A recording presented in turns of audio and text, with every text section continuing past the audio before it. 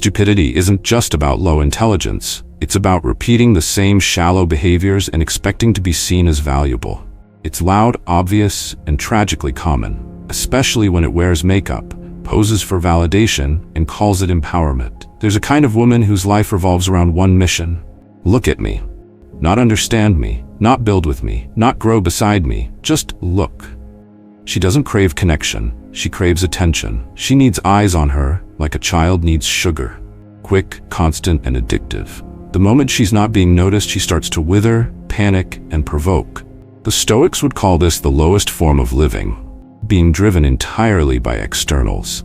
Seneca said, "What fools these mortals be, always looking outward, never inward." And that's exactly the trap. When a person has no internal compass, their only option is to feed off how others see them. They become a mirror, not a mind, a show, not a soul. This video isn't here to bash women. It's here to expose the mindset that ruins them and drains the men who fall for it. If you've ever dealt with someone who turns every day into a stage, who's never satisfied unless she's the center of gravity, who confuses chaos with charisma, this will open your eyes. Because these signs aren't just red flags, they're warnings of emptiness. The kind of emptiness that pulls others in just to fill itself temporarily. And if you're not grounded, it will pull you too. If you're tired of shallow cycles and want depth, discipline, and clarity, you're in the right place. Like this video, share it with someone who needs to see through the noise, and subscribe to Victory Stoic. Comment below with your personal code, one sentence you live by when temptation, ego, or emotional traps try to blur your focus. Or share your story, when you walked away from attention games and chose strength instead. Let's get into the patterns to watch for, and why a Stoic mind doesn't chase noise, it builds truth. Number 1. She lives on social media, because real life isn't enough. She doesn't live her life, she performs it. Every coffee cup, every workout, every forced laugh with friends is posted, filtered, and captioned for validation. If there's no camera, the moment doesn't exist. If no one sees it, it has no value. Her reality isn't based on internal meaning, it's based on external reaction. This is the defining trait of a woman begging for attention. Her sense of existence is outsourced to the screen. Social media is not just a tool for her, it's her stage, her scoreboard, and her sense of self. She doesn't go to the gym to train, she goes to pose. She doesn't eat to nourish, she eats to post. She doesn't travel to explore, she travels to document. Every move she makes is less about the experience and more about the applause. The Stoic philosopher Epictetus wrote, "If you want to improve, be content to be thought foolish and stupid." But the woman addicted to the screen cannot afford that. Her ego is built on being seen as impressive. The algorithm is her mirror, and she checks it constantly to see if she still exists. She doesn't seek to grow, she seeks to trend. In 2023, the Pew Research Center reported that nearly 40% of adults under 30 in the US feel anxious when they can't access social media for more than a few hours. For many, this isn't entertainment, it's a psychological dependency. But for women like this, it becomes a public addiction to being noticed. You'll see it most clearly on platforms like Instagram and TikTok. Everything from the Get Ready With Me videos to soft girl era, aesthetics are just new formats for the same desperation. Tell me I'm enough, because I don't believe it myself. Take Melissa, a 34-year-old in Austin, Texas. Attractive, confident on the surface, always the first to post something witty or stylish. But her boyfriend of 2 years noticed something deeper. When they traveled together, she spent more time curating the perfect shot than being in the place. He once asked, "Can we have one dinner without your phone?" She replied, "What's the point of a nice dinner if no one sees it?" That wasn't a joke. That was her worldview in one sentence. Her dopamine hit didn't come from tasting the food or talking to the man she was with. It came from the likes and comments that followed. That's not presence. That's performance. And no matter how much you give a person like this, it will never be enough, because you're not the source of what they crave. The audience is. Seneca wrote, "He is a slave who lives for the opinion of others." And make no mistake, this is slavery. It's not modern, it's not empowering, it's dependence. A woman who needs an audience to feel real will always be unstable.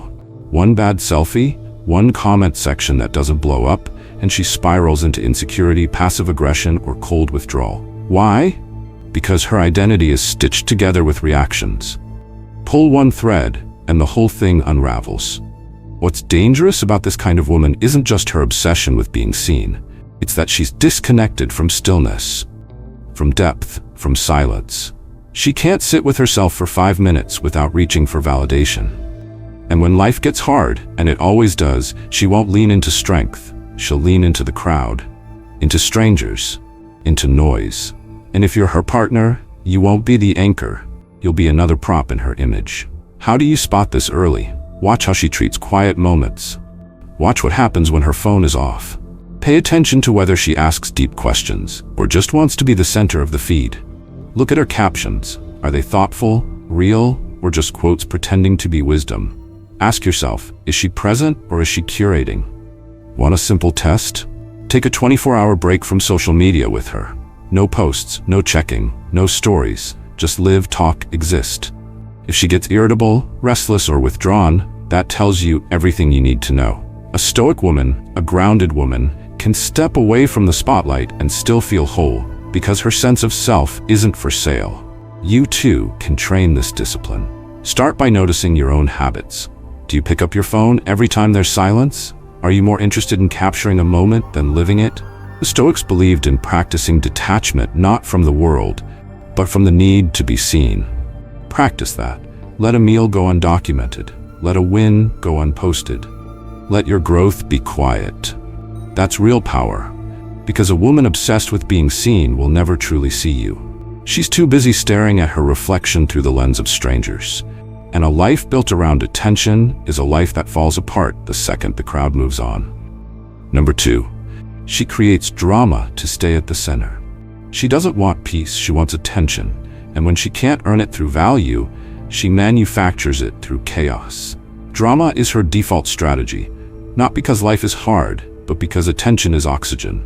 She doesn't just experience conflict, she engineers it. She turns minor moments into major breakdowns. She starts fires, cries victim, and walks away with applause from a crowd that didn't see how she lit the match.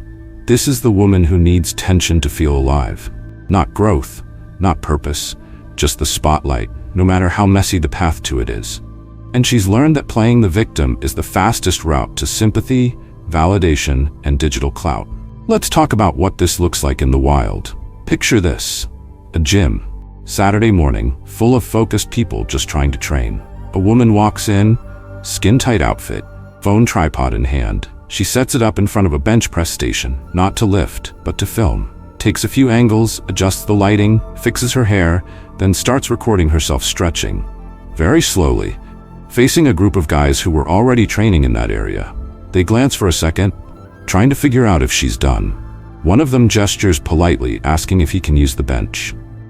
Next day, she posts the footage online with a caption: "Look at these creeps staring at me while I'm just trying to work out in peace. This is why women don't feel safe in gyms."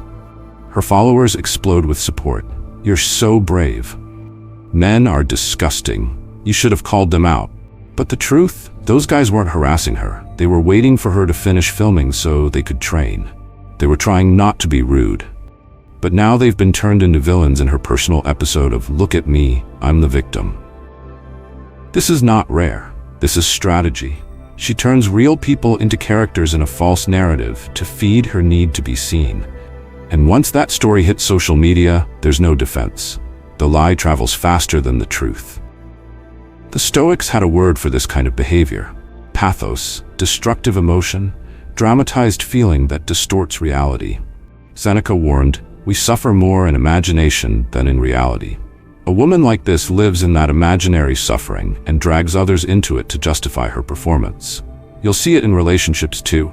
She'll pick a fight over a late text, create tension in a group to pull focus, cry over misunderstandings she exaggerated, then post cryptic quotes about betrayal, waiting for someone to ask, "Are you okay?"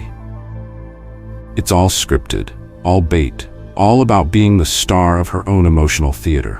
What's most dangerous is that she's mastered how to flip the script. One minute she's the aggressor, the next she's the victim. She hits first, then cries the loudest. She triggers you, records your reaction, then uses it as proof that you were unstable. It's not truth she wants, it's control over the narrative. And when you play into it, you become her next content drop. So how do you spot this early? Pay attention to how she responds to silence.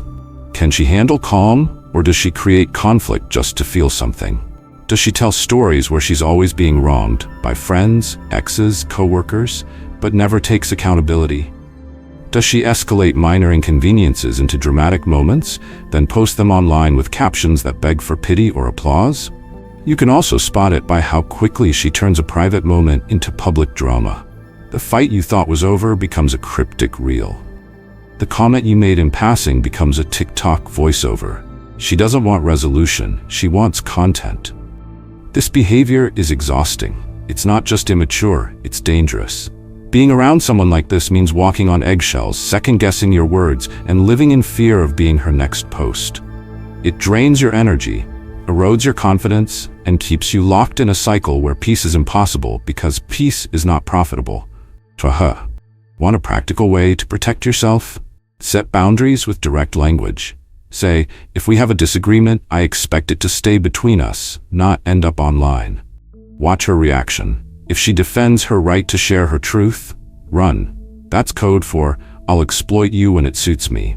The Stoic mindset demands the opposite of this. It values restraint, clarity, and composure. Marcus Aurelius wrote, "Waste no more time arguing what a good man should be. Be one." A good woman does the same. She doesn't manufacture drama. She diffuses it.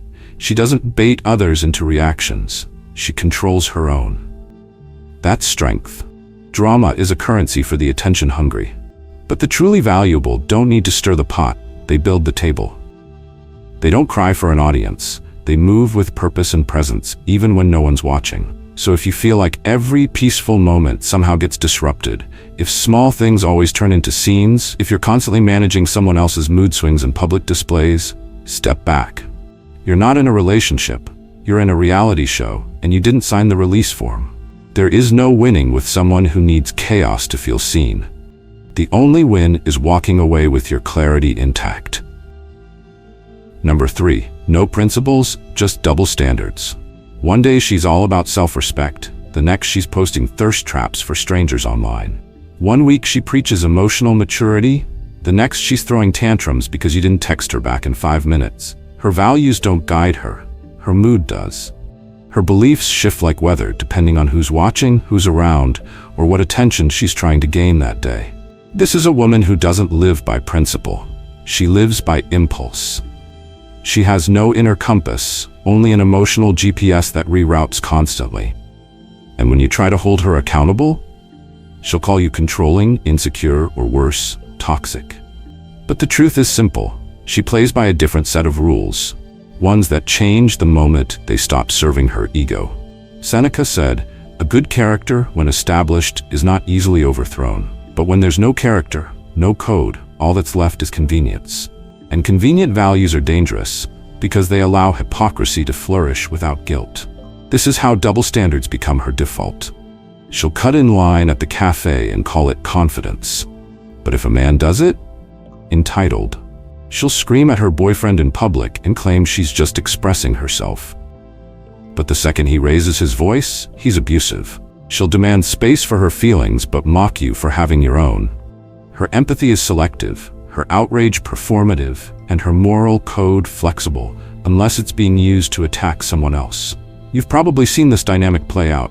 A woman publicly humiliates her boyfriend in a TikTok video, yelling at him for not answering his phone during his lunch break. She gets a wave of support. "You deserve better, girl." But reverse the genders, and suddenly it's a red flag. The same action is either empowerment or abuse, depending on who's doing it. That's not morality. That's manipulation. The Stoics would call this weakness of character. Epictetus taught that true strength lies in consistency. Living by reason, not emotion. You don't get to change the rules because you're angry or insecure or on your period or didn't sleep well. If you believe in fairness, it must apply to everyone, not just when it's convenient for you.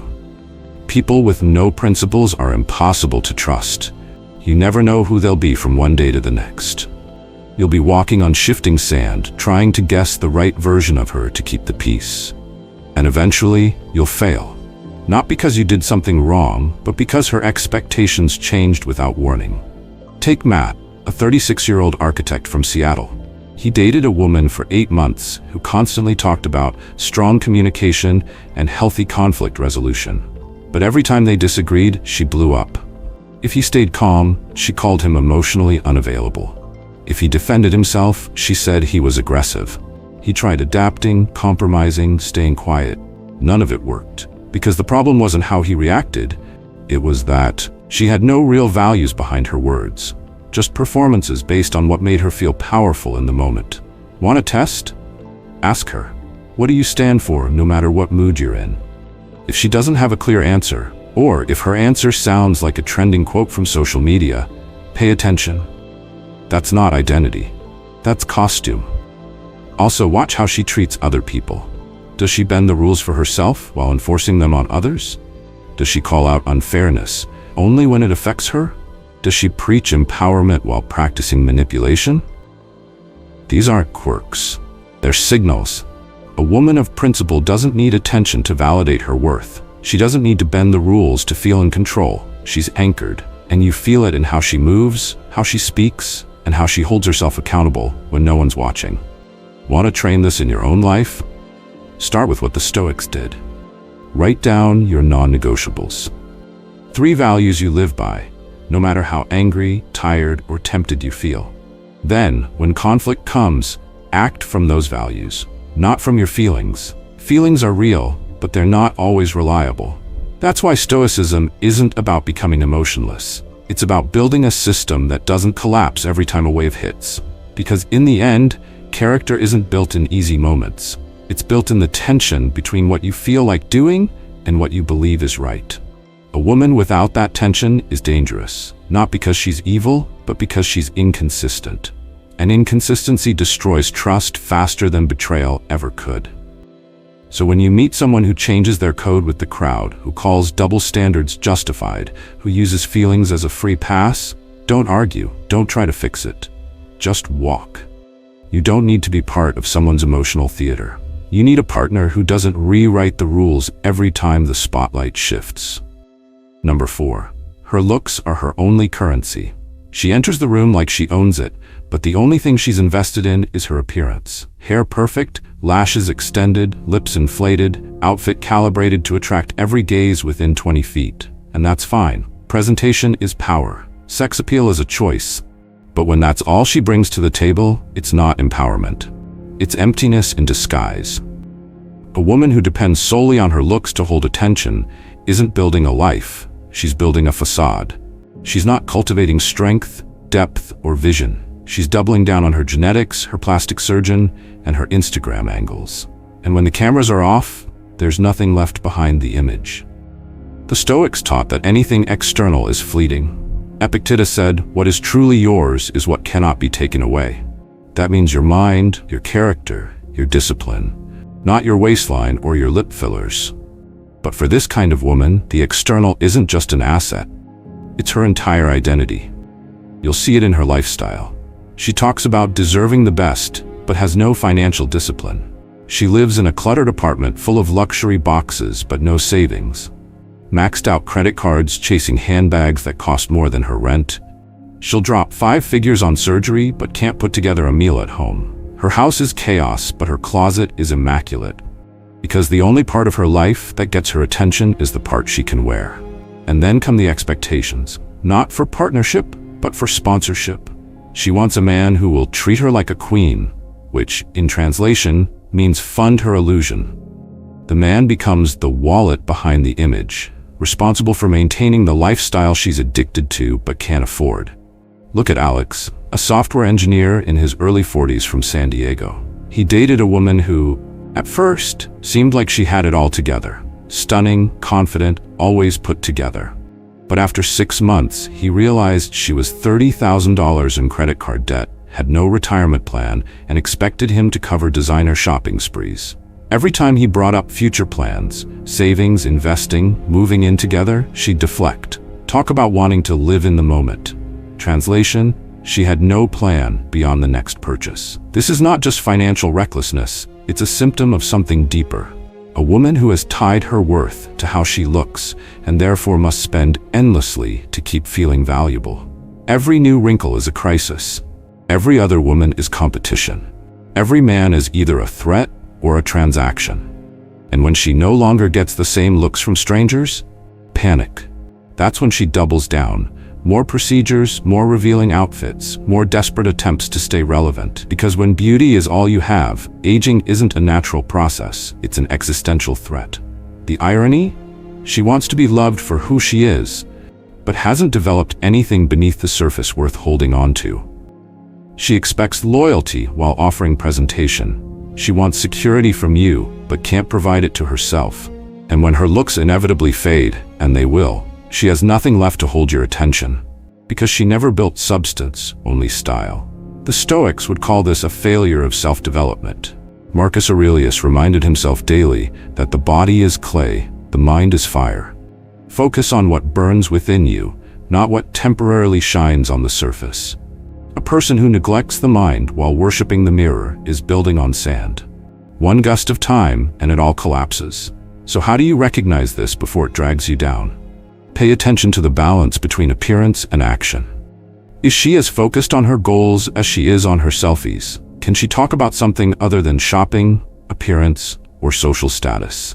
Does she have a plan for the next 5 years, or just the next photo shoot? Also, observe how she treats money. Is it a tool or a trophy? Is she chasing freedom or flaunting image? A woman who is building a life will have structure. A woman who is hiding insecurity behind brands will have chaos. If you're already in this situation, here's a challenge. Strip it down. Take her out on a low-key, no-glam, real-life day. Go grocery shopping, cook together. Talk about savings, purpose, routines. If she's bored, uncomfortable, dismissive, that tells you everything. Because behind the glam should be a person. And if there isn't one, all you're left with is packaging. The Stoic mindset isn't anti-beauty, it's anti-dependence. If a woman is beautiful and grounded, that's strength. But if beauty is all she's built, you're not dating a partner, you're dating a performance. And when the show's over, when the looks fade, when the filters stop working, when the money runs out, you'll be the one cleaning up the mess. Because there was never a foundation, only decoration. So choose substance over surface. Choose values over vanity. And remember, what she spends on herself tells you something, but what she builds within herself, that tells you everything. Number 5. She can't handle being alone. She's never really single, only between men. One relationship ends, and she's already entertaining the next. Not because she's in love, not because she's ready, but because silence terrifies her. She doesn't seek connection, she seeks distraction.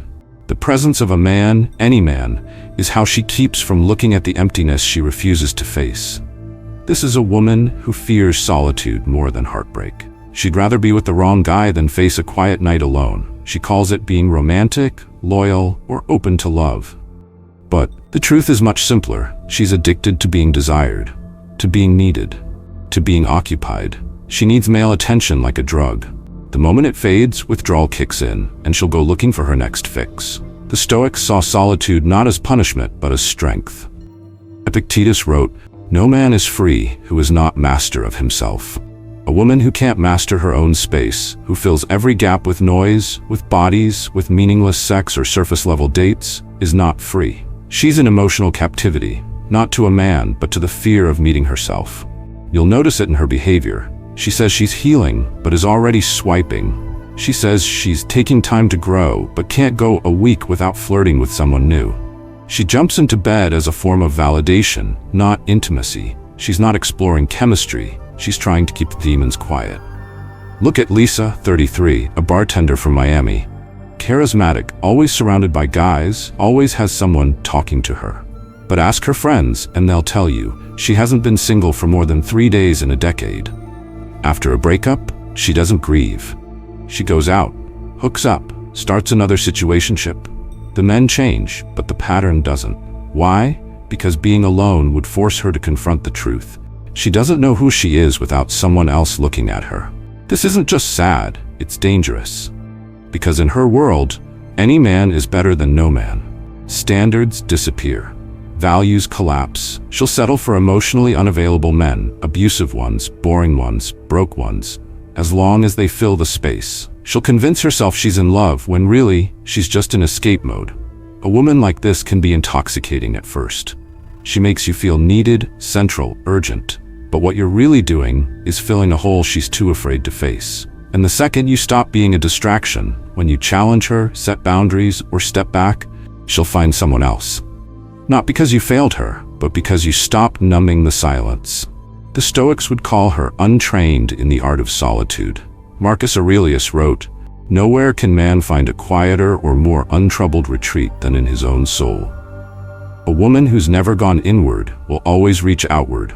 She doesn't need a relationship. She needs self-respect. She doesn't need another man. She needs to sit alone long enough to understand why she can't. So how do you spot this early? Pay attention to the gaps.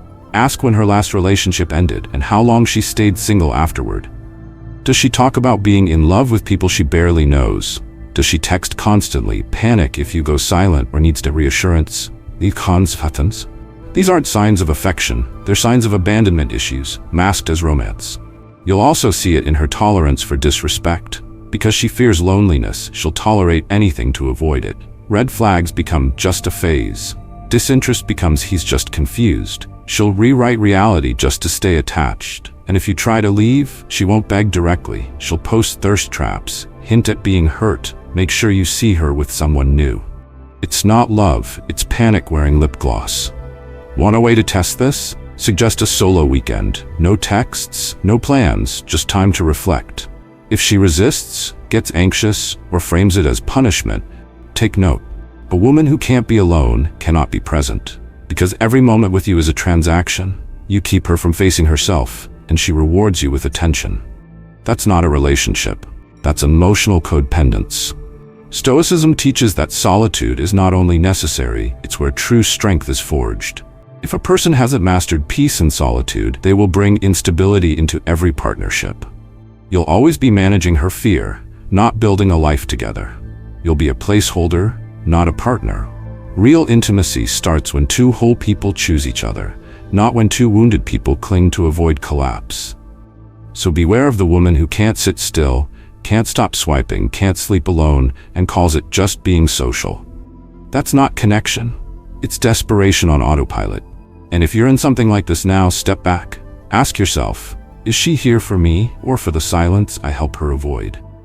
If you disappear, does she crumble or does she grow? The answer will tell you everything. A woman who can't handle being alone will never bring peace into your life, only noise. And sooner or later she'll replace you, not because she found better, but because the silence returned. Conclusion: you've seen the pattern, now see it coming. By now it should be clear, this isn't about judging women for being flawed. It's about recognizing the mindset of someone who's not grounded, not stable, and not ready for real connection. A woman who lives for attention, who performs life instead of living it, isn't just exhausting, she's dangerous to your mission, your peace, and your clarity. Okay, the Stoics didn't waste time with what they couldn't control. They observed, they accepted, and they chose wisely. That's what you should take from this. You don't need to argue, fix, or shame. You just need to see clearly and walk in the other direction. This was just the beginning. The signs we covered in part 1 are the surface symptoms of a much deeper issue. Insecurity disguised as empowerment, performance mistaken for presence, and chaos confused with passion. In part 2, we'll go even deeper. You'll learn to spot the hidden manipulation, the emotional traps, the patterns that don't just waste your time, but erode your self-worth if you stay too long. If this video brought you value, like it, share it, and subscribe to Victory Stoic. And drop a comment below. Your code, your mindset, or your personal story. What have you seen, and what will you never tolerate again? Thanks for watching. Stay sharp, stay grounded, and I'll see you in part 2.